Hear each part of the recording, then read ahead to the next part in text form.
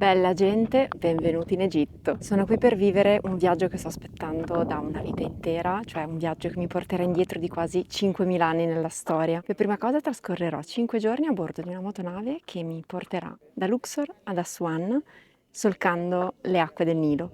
Dopodiché mi sposterò al Cairo per 2 giorni per visitare la nuova capitale con tutti i siti archeologici che si trovano nei dintorni. Quindi mettetevi comodi che ci aspettano giornate intense e luoghi meravigliosi da visitare. Ci concediamo l'ultimo cappuccino al bar dell'aeroporto prima di imbarcarci sul volo diretto Bologna-Luxor operato da Air Cairo.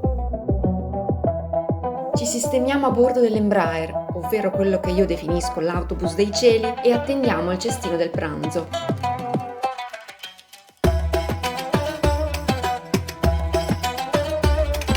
Pane, verdure, brownies al cioccolato, burro e riso con pollo al curry. Riposino postprandiale e si inizia già a intravedere il deserto egiziano dai finestrini. Sorvoliamo il Nilo e atterriamo all'aeroporto di Luxor.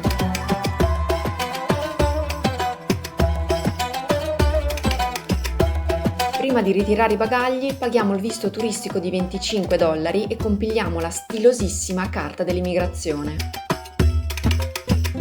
Invece di portarci alla nave, la guida ci conduce subito a visitare uno dei pochi monumenti sopravvissuti della sponda est, ovvero il Tempio di Luxor. Una sorpresa azzeccatissima perché è così illuminato, è davvero una meraviglia.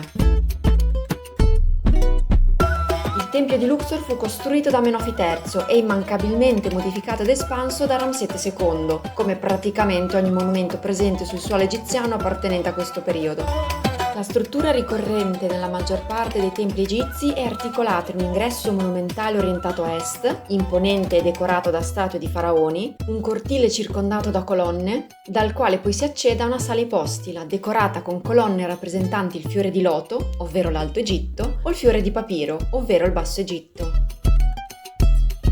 Sul fondo del tempio si trova il Sancta Sanctorum, ovvero la parte più sacra del tempio, accessibile solo da parte del faraone e dagli alti sacerdoti, dove veniva custodita la barca sacra e la statua del dio al quale era dedicato il tempio.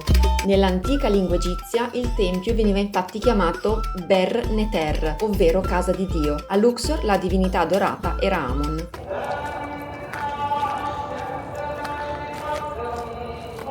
Ah, quasi dimenticavo, siamo in pieno mese di Ramadan, quindi quello che può succedere è che Ci hanno lasciato completamente al buio.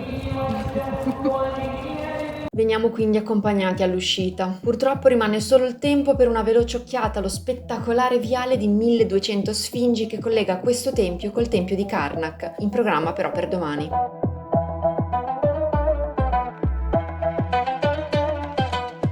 Raggiunta la motonave, sorseggiamo il carcadè di benvenuto e andiamo a sistemarci nella nostra cabina.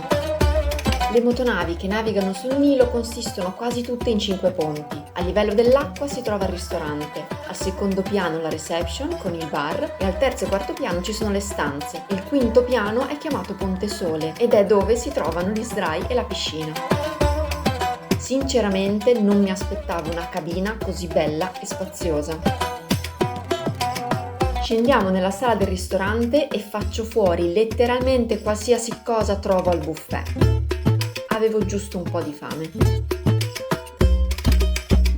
Una piccola esplorazione della sala degli scacchi e del biliardo e poi andiamo a dormire. Buongiorno, sono le 4:15, oggi sveglio molto presto. La nostra guida ha detto che alle 4:30 il buffet apre. Andiamo a vedere la fantastica vista sul Nilo.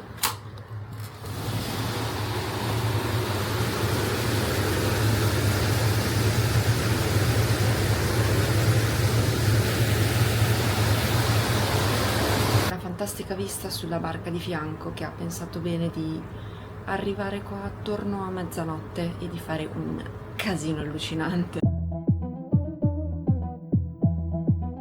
Pronta? Andiamo a vedere se il buffet è davvero già aperto. Il dovere ci chiama. Il dovere ci chiama.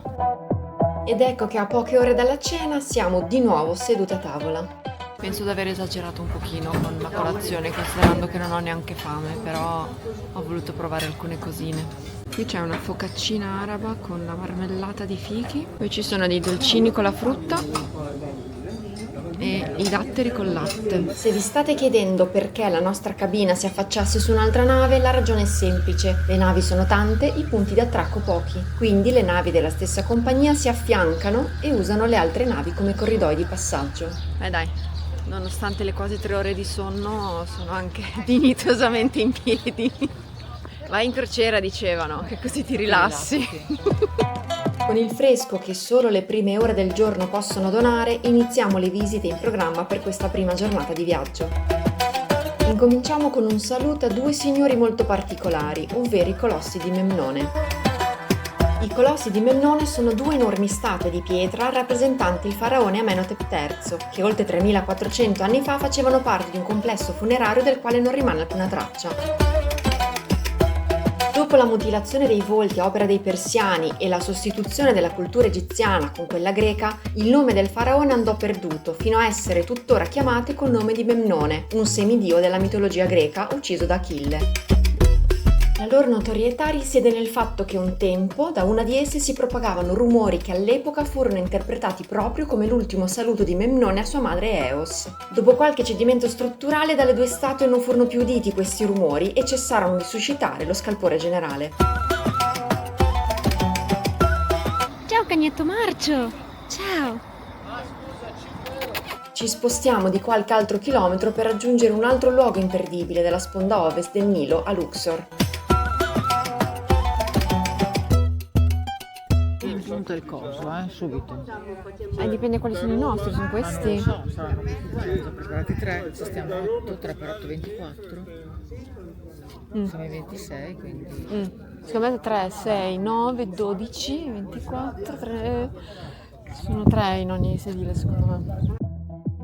I gruppi di turisti devono infatti percorrere questi pochi metri a bordo di piccoli kart. Niente in stretta, sì, se mi perdi è un casino.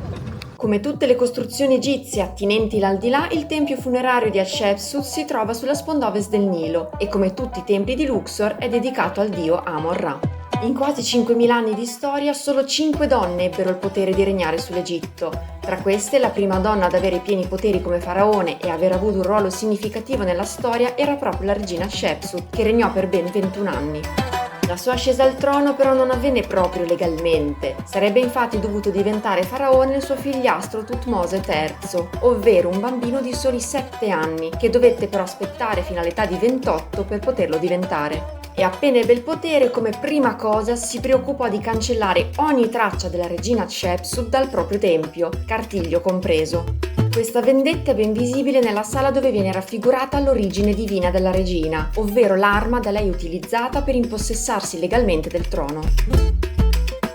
Al piano superiore del tempio si possono ammirare statue raffiguranti la regina con le braccia nella posizione del dio Horus e con indosso la finta barba ricurva, 2 elementi indiscutibili di rappresentazione della morte. La levataccia di questa mattina è stata ampiamente ripagata con la visita a questo importantissimo tempio funerario praticamente senza altri turisti, una esperienza impareggiabile. Riprendiamo il kart del ritorno, questa volta seduta di fianco all'autista, attraversiamo il piccolo bazar e ci spostiamo nella prossima meta. Sempre per rimanere in tema di tempio funerario, passando davanti a un cimitero incontriamo casualmente un corteo funebre e la guida ci spiega come, trovandoci nel sud del paese, è usanza che siano presenti solo gli uomini, mentre le donne rimangono nell'abitazione a compiangere il defunto.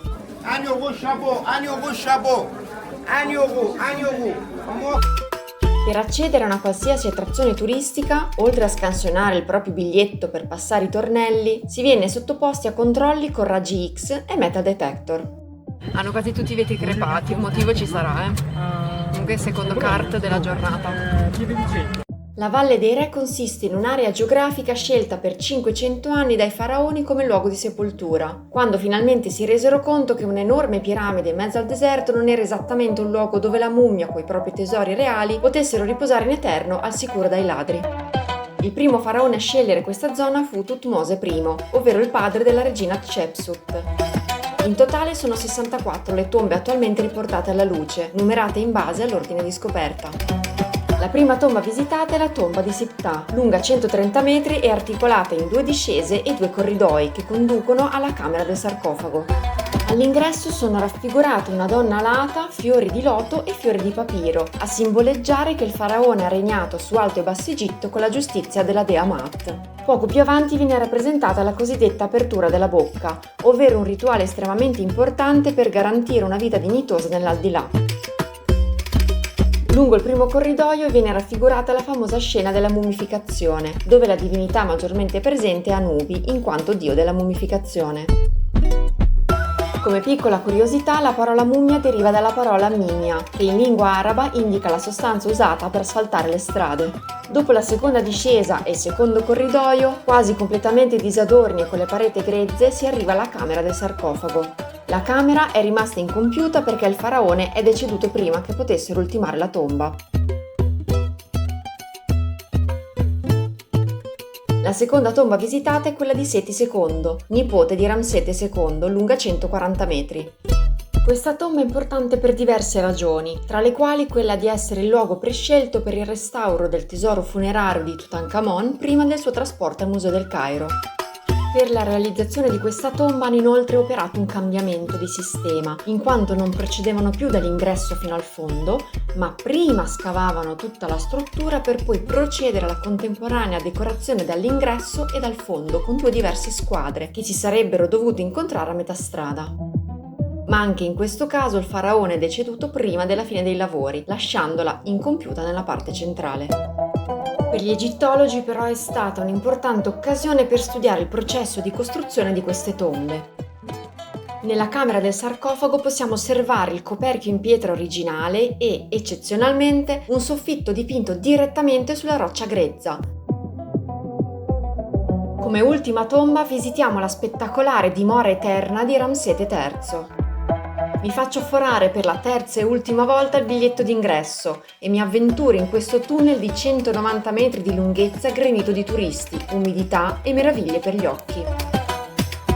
Questa è stata definita la più bella delle tombe aperte dalla guida e di conseguenza è anche più piena di gente. Per evitare il deterioramento delle decorazioni alle pareti, dagli anni 90 non è più consentito alle guide turistiche di spiegare all'interno delle tombe e in più ogni 6 mesi a rotazione alcune tombe vengono temporaneamente chiuse ai visitatori.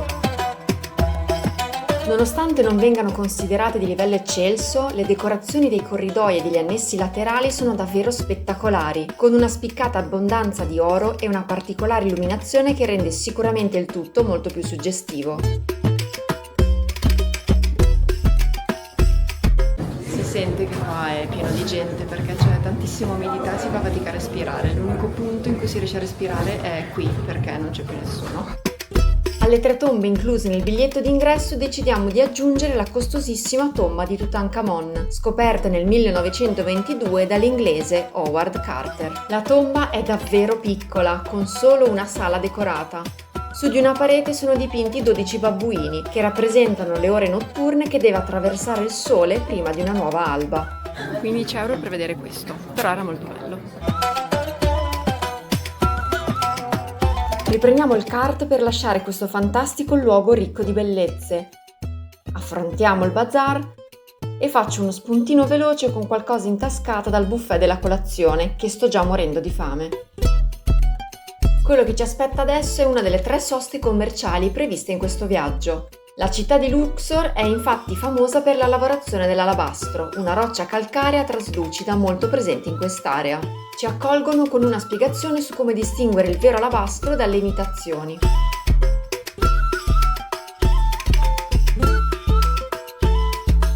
Curiosiamo velocemente le varie creazioni esposte nel negozio, tutte bellissime, alcune un po' più particolari diciamo, e poi ci concentriamo sulla vera ragione della nostra sosta. Il vero segreto è fare la sosta pipì quando vi fanno fare le soste commerciali perché i bagni sono puliti, hanno la carta igienica e il sapone e sono gratuiti, mentre per quanto riguarda tutti gli altri bagni dovete dare almeno qualche lira o qualche decina di centesimi di euro. E se per caso il sapone dovesse finire, come adesso madre che si vuole lavare le mani, Bisogna sfoggiare questo bellissimo regalo che mi ha fatto la mia dolce metà, che sarebbe, adesso se riesco ad aprirlo, ok, ce l'ho fatta, sarebbe del sapone in foglie secchi. Grazie dolce metà per avermelo regalato. All'ingresso del negozio si può assistere a una dimostrazione di come viene lavorato l'alabastro, con tanto di sound festivo.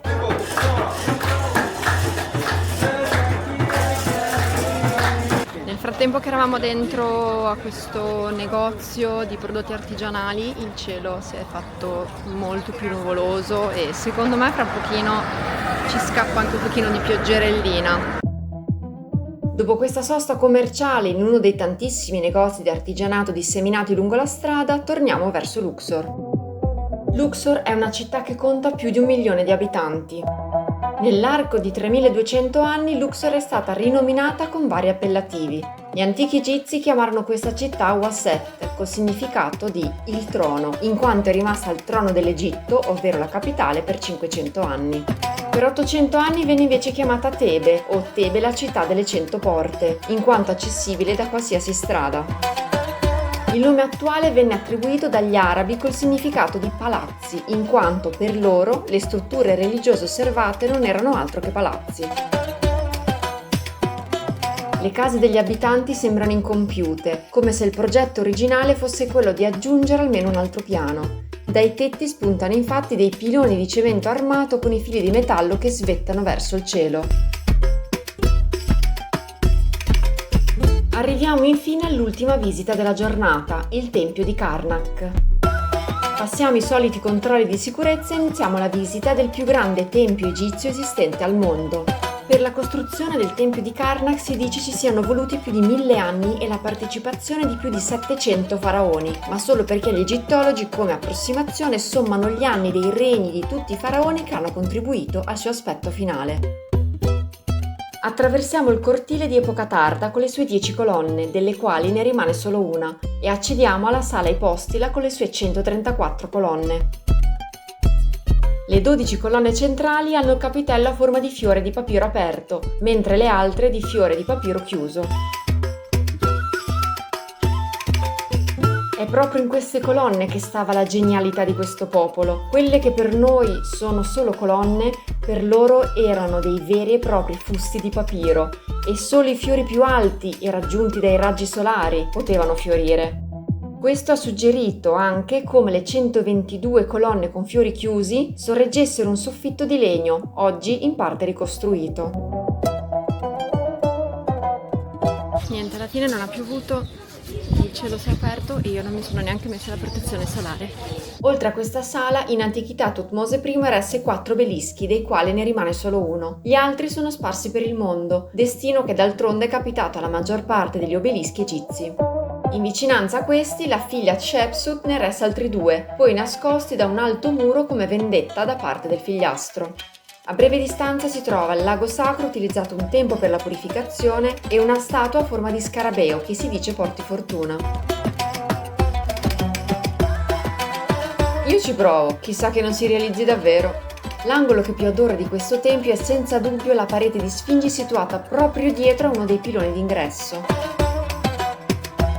Le sfingi qui presenti, ovvero l'emblema dell'alleanza tra uomo e animale, hanno il corpo di leone e la testa di ariete, ovvero la figura animale attribuita al dio Amon. Ultimo sguardo alla meravigliosa Sphinx Avenue e io come al solito rimango ultima. Questa volta va a finire che mi lasciano qua.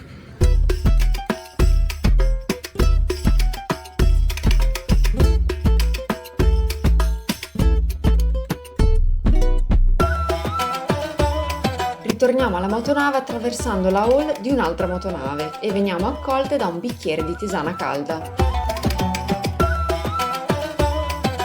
Di ritorno da questa mattinata super pesantissima abbiamo trovato come regalo il climatizzatore acceso puntato a 10 gradi, quindi adesso cerchiamo di spegnerlo. Scendiamo al ristorante per recuperare le energie perse durante la mattinata. E sì, questa è tutta roba mia. finalmente siamo arrivati a pranzo e nel momento in cui siamo saliti sulla nave, la motonave è ripartita e adesso stiamo andando in direzione di Esna e intanto ci stiamo scofanando un bel pranzetto perché stavamo letteralmente morendo di fame. Dalle finestre del ristorante si può osservare il Nilo da una prospettiva unica, ovvero dal livello dell'acqua. Ma poi saliamo anche fino al Ponte Sole per dare un'occhiata più panoramica. L'intento sarebbe quello di schiacciare un breve pisolino per recuperare qualche ora di sonno, ma siccome non mi capita tutti i giorni di navigare sul Nilo, alla fine passo tutto il tempo affacciata alla finestra a guardare il paesaggio. La guida ci ha raccontato di come negli anni sia cambiato il traffico sul Nilo. Decine di anni fa, quando era ancora all'inizio della sua carriera e lavorava su queste navi, il numero di imbarcazioni turistiche era così ridotto che quando capitava di incrociarne un'altra si suonavano le sirene in segno di saluto. Poi col passare degli anni sono diventate così numerose che se si dovessero salutare ancora come un tempo non vi sarebbe più pace per turisti e popolazione locale. Alla fine la scelta di stare affacciata alla finestra mi ha regalato la vista non solo su di un paesaggio che muta continuamente, ma anche su uno spaccato di vita degli abitanti della sponda del fiume. Poi la motonave si avvicina alla riva e iniziano a sbucare un consistente e insistente numero di commercianti.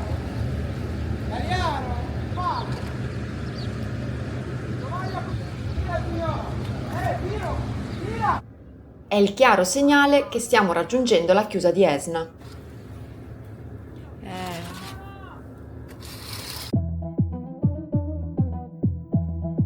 Quindi ritorniamo sul Ponte Sole per assistere a quella che ormai è diventata una vera e propria attrazione durante una crociera sul Nilo. La chiusa di Esna fu costruita nel 1906 sul modello del canale di Panama e in seguito ampliata negli anni 90 per ovviare al dislivello causato dalla presenza di rapidi in questo punto del fiume, che ovviamente impedivano la navigazione. Il passaggio attraverso questa chiusa avviene in ordine di arrivo. Per tale ragione le motonavi hanno sempre una certa fretta di partire da Luxor e aggiudicarsi un buon posizionamento in graduatoria. Dopo un'attesa di almeno un'ora arriva il nostro turno, peccato solo che nel frattempo sia ormai diventato buio.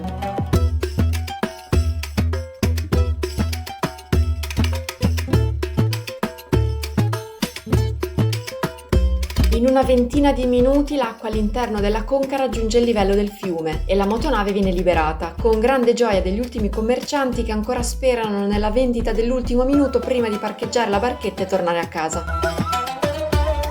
Uno sguardo veloce alla vecchia chiusa di Esna